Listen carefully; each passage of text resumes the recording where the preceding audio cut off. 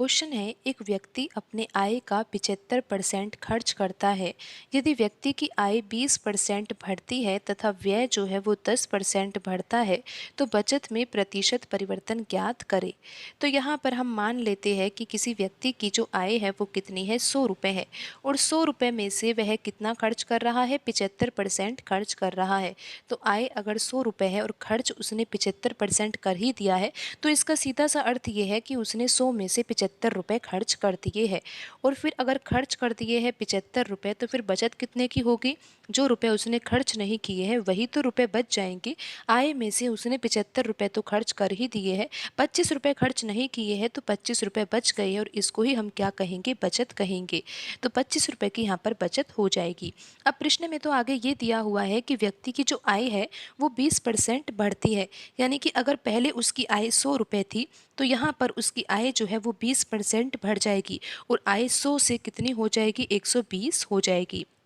इस तरह से आपको यहाँ पर समझना है।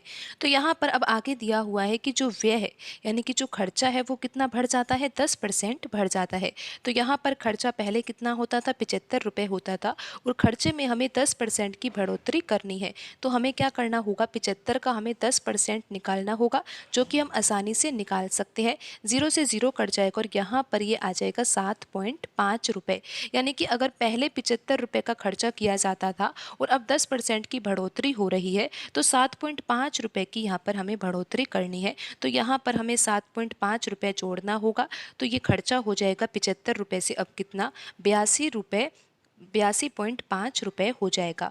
तो अब आप ये समझिए कि 120 रुपये तो उस व्यक्ति की आय है और उसमें से वह 82.5 रुपये खर्च कर देता है। तो इस बार अब बचत कितने की होगी, जितने रुपए उसने खर्च नहीं किए हैं। तो उसने कितने रुपए खर्च नहीं किए हैं, 37.5 रुपये खर्च नहीं किए हैं। 120 में से 82.5 रुपये तो खर्च कर दिए हैं, लेकिन 37.5 रुपये खर्च नहीं किए हैं। तो यही क्या होगी, बचत होगी। तो अब हमें प्रश्न में ज्ञात क्या करना है, हमें ज्ञात ये करना है कि बचत में प्रतिशत परिवर्तन ज्ञात कीजिए। तो यहाँ पर अब आप ये देखिए कि बचत पहले कितनी हो रही थी, 25 रुपये की हो रही थी, लेकिन अब बचत कितने की हो रही है, 37.5 रुपये की हो रही है। तो यहाँ पर आप देख सकते हो कि जो बचत में परिवर्तन आया है वो 12.5 रुपये का आया है, लेकिन जो आंसर हमें निकालना है वो प्रतिशत में निकालना है। तो आपको पता है कि जो परिवर्तन आया है वो 12.5 रुपये का आया है। बट्टे में हमें लिखना होगा जो पहले वाली बचत थी, यानी कि 25 रुपये, और मल्टीप्लाई तो हम यहाँ पर 100 से करेंगे ही, क्योंकि आंसर हमें प्रतिशत में निकालना है। हम यहाँ से दशमलव को हटाएंगे तो बट्टे में आ जाएगा ये 10। अब 25 के पहाड़े से ये दोनों संख्याएं काटी जा सकती है और यहाँ पर आ जाएगा 25 पंजा 125, और यहाँ पर 0 से 0 कट जाएगा। तो 5 का गुणा अगर 10 से होगा तो आंसर आ जाएगा 50%। प्रश्न में पूछा गया था कि बचत में प्रतिशत परिवर्तन ज्ञात करें। तो यहाँ पर जो प्रतिशत आया है वो कितना आया है, 50% आया है। और आप देख सकते हो कि ऑप्शन डी यहाँ पर सही आंसर होगा। क्वेश्चन है, एक व्यापारी अपने वस्तुओं पर मूल्य 120% से बढ़ाकर चिन्हित करता है और 30% तक की छूट देता है। यदि लागत मूल्य 750 रुपये है तो विक्रय मूल्य क्या होगा? तो यहाँ पर हम मान लेते हैं कि वस्तु का जो क्रय मूल्य है, यानी कि वस्तु का जो मूल्य है वो कितना है, 100 रुपये है। अगर 100 रुपये वस्तु का मूल्य है तो फिर कितना मूल्य अंकित किया जा रहा है, वस्तु के मूल्य से 120% बढ़ाकर मूल्य अंकित किया जा रहा है। तो 100 रुपये अगर वस्तु का मूल्य है और 120% हमें बढ़ाना है, तो हमें 100 रुपये में कितना बढ़ाना होगा, 120 रुपये बढ़ाना होगा।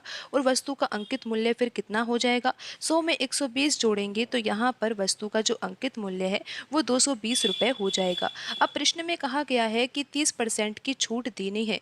तो अगर छूट देनी है तो वो अंकित मूल्य पर छूट दी जाएगी। अगर अंकित मूल्य पर 30% की छूट दी जाएगी तो फिर वस्तु को कितने रुपए में बेचा जाएगा, 220 रुपये वस्तु का अंकित मूल्य है और 30% की यहाँ पर छूट देनी है। तो 220 का 30% क्या होता है, ये तो आप आसानी से निकाल सकते हो। 220 का 30% हम निकालेंगे तो ये 2 जीरो से ये 2 जीरो कट जाएगी और 22 का गुणा 3 से होगा तो ये आ जाएगा 66 रुपये। यानी कि यहाँ पर जो छूट दी जाएगी वो कितने रुपए की छूट दी जाएगी, 66 रुपये की छूट दी जाएगी। तो 220 रुपये वस्तु का अंकित मूल्य है और अंकित मूल्य पर छूट दी जा रही है 30% की, यानी कि 66 रुपये की छूट दी जा रही है। अगर 220 में 66 रुपये की छूट दी जा रही है, तो यहाँ पर फिर वस्तु को कितने रुपए में बेचा गया होगा? 154 रुपये में बेचा गया होगा, क्योंकि 220 में से जब आप 66 रुपये कम करोगे तो कितना आ जाएगा? 154 रुपये आ जाएगा। तो यहाँ पर अब आपको ये पता लग गया है कि अगर क्रय मूल्य 100 रुपये है या फिर 100 यूनिट है, तो विक्रय मूल्य कितना है? 154 यूनिट है। तो यहाँ पर अब हमें जो आंसर निकालना है वो विक्रय मूल्य का निकालना है, लेकिन रुपए में निकालना है। यहाँ पर जो हमने ये वैल्यू निकाली है 154 यूनिट, ये यूनिट में वैल्यू है। तो यहाँ पर हम कैसे आंसर निकालेंगे? प्रश्न में दिया हुआ है कि जो लागत मूल्य है वो कितना है? 750 रुपये है। लागत मूल्य 750 रुपये है, यानी कि जो क्रय मूल्य है, क्रय मूल्य आप देख सकते हो कि यहाँ पर हमने 100 यूनिट माना है और इसकी वैल्यू प्रश्न में किसके बराबर दे रखी है? 750 रुपये के बराबर दे रखी है। तो 100 यूनिट की वैल्यू 750 रुपये के बराबर है। हमें ज्ञात करना है कि विक्रय मूल्य कितना है, यानी कि 154 यूनिट की वैल्यू कितनी होगी। तो 100 यूनिट की वैल्यू 750 रुपये है, तो यहाँ पर 7.5 से गुणा किया गया होगा 100 में, तभी तो यहाँ पर 750 रुपये आया है ना। तो 154 में भी हम 7.5 से ही गुणा करेंगे और ये पता लगाते हैं कि विक्रय मूल्य कितना होगा। तो 154 में हमें किससे गुणा करना होगा? 7.5 से गुणा करना होगा। तो यहाँ पर अब आप देखिए 75 का गुणा 4 से किया जाता है तो कितना आता है? 300 आता है। तो यहाँ पर हम लिख लेते हैं 30। 75 का गुणा 5 से किया जाता है तो 375 आता है, और 375 में अगर 30 जोड़ा जाता है तो 405 आ जाता है। यहाँ पर हम लिखेंगे 40।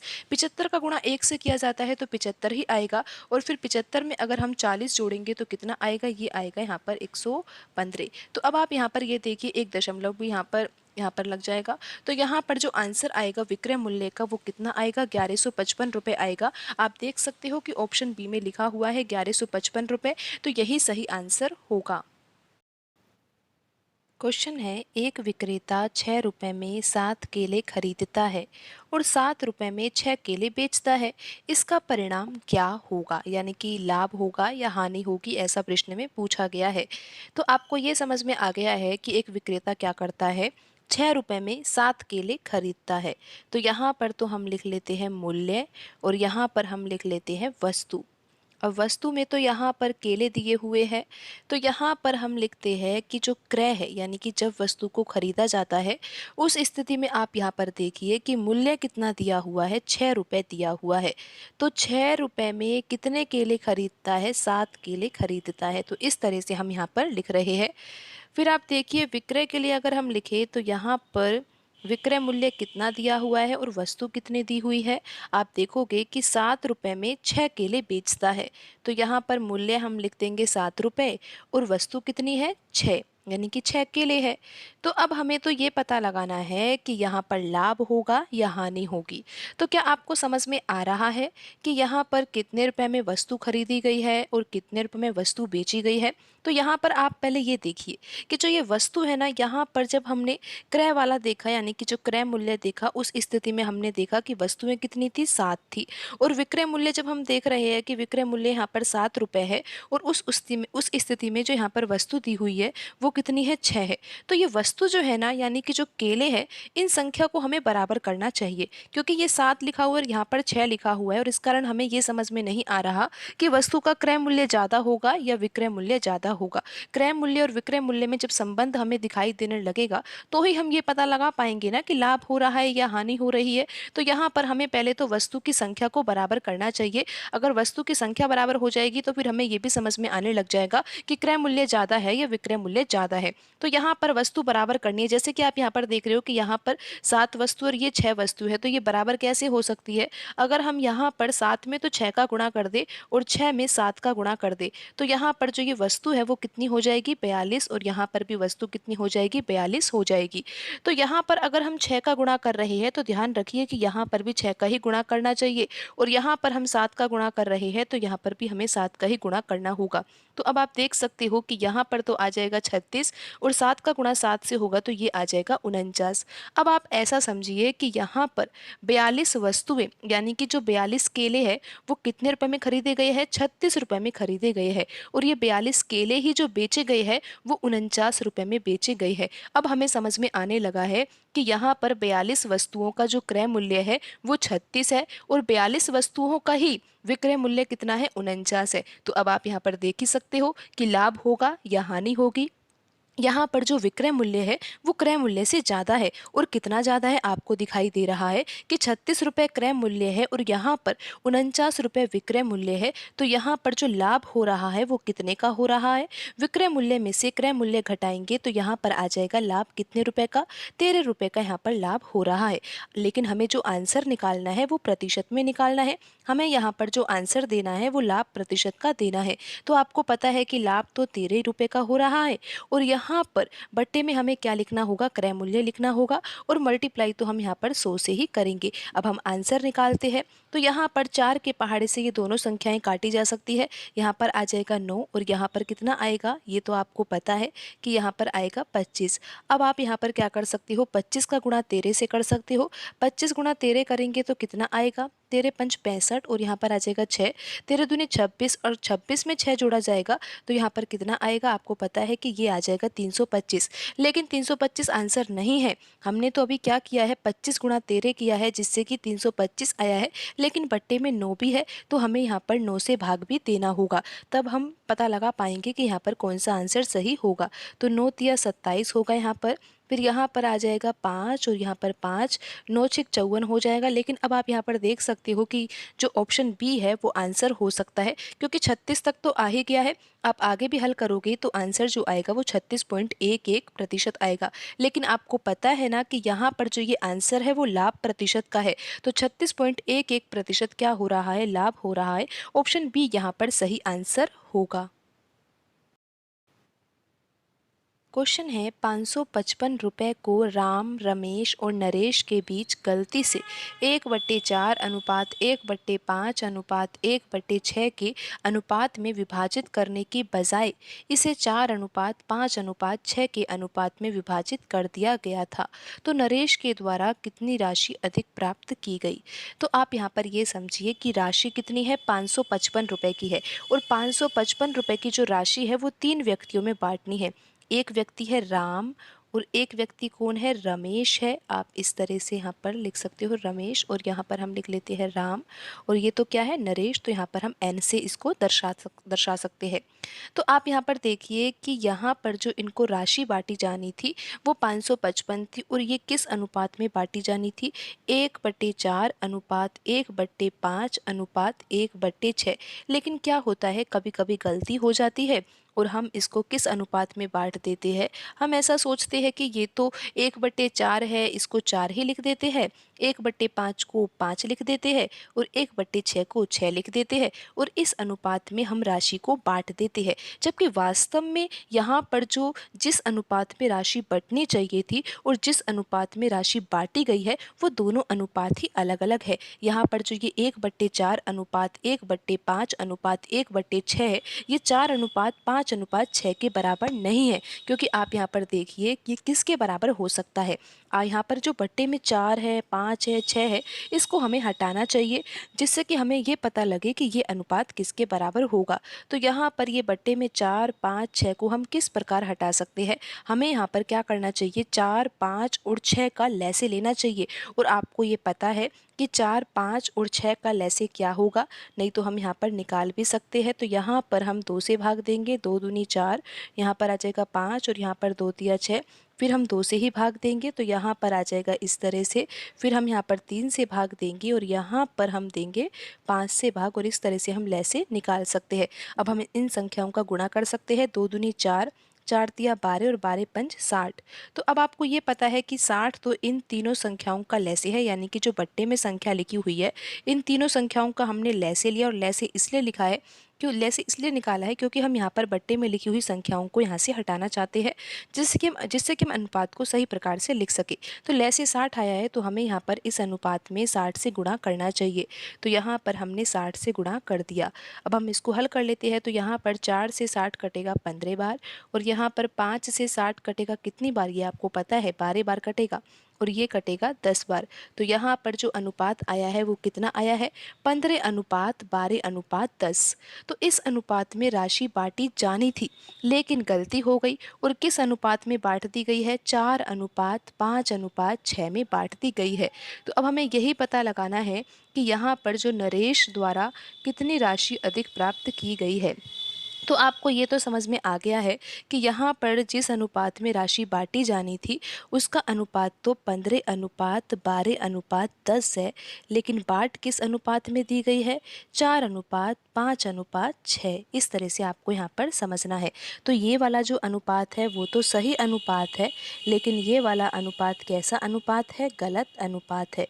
तो यहाँ पर अब आप ये देखिए कि टोटल जो राशि बाँटी जानी है, वो 555 रुपये बाँटी जानी है। और आपको ये भी पता है कि 555 रुपये की जो राशि है वो राम, रमेश और नरेश को बाँटी जानी है। और किस अनुपात में बाँटी जानी है? 15 यूनिट राम को मिलेंगे, 12 यूनिट रमेश को मिलेंगे और 10 यूनिट किसको मिलेंगे? नरेश को मिलेंगे। तो यहाँ पर हम इन तीनों अनुपातों का योग करते हैं। 15 + 12 कितना होगा? 27 होगा। 27 में 10 जोड़ा जाएगा तो यहाँ पर आ जाएगा 37 यूनिट। यानी कि टोटल जो राशि है वो 37 यूनिट है। और 37 यूनिट में से 15 यूनिट किसको मिलेगा? राम को मिलना चाहिए था। और यहाँ पर 12 यूनिट किसको मिलना चाहिए था? रमेश को मिलना चाहिए था। और 10 यूनिट किसको मिलना चाहिए था? नरेश को मिलना चाहिए था। और यहाँ पर आप देखिए कि जो गलत अनुपात है उसके अनुसार यहाँ पर टोटल कितना आना चाहिए? 4 + 5 कितना होगा? 9। 9 में 6 जोड़ेंगे तो कितना आ जाएगा? 15 यूनिट आ जाएगा। तो आप इस तरह से समझिए कि 15 यूनिट कुल राशि है और उसमें से 4 यूनिट मिलेंगे राम को और 5 यूनिट किसको मिले हैं? रमेश को, क्योंकि इस अनुपात में तो बांट दिया गया है ना, गलत अनुपात में तो बांट ही दिया गया है। तो यहाँ पर 4 यूनिट किसको मिलेंगे? राम को। 5 यूनिट किसको मिले हैं? रमेश को। और 6 यूनिट किसको मिले हैं? नरेश को मिले हैं। तो यहाँ पर जो टोटल आया है वो कितना आया है? 4, 5, 9 और 6, 15 यूनिट। तो अब आप ये देखिए कि जो टोटल राशि है वो तो 555 के रुपए के बराबर है।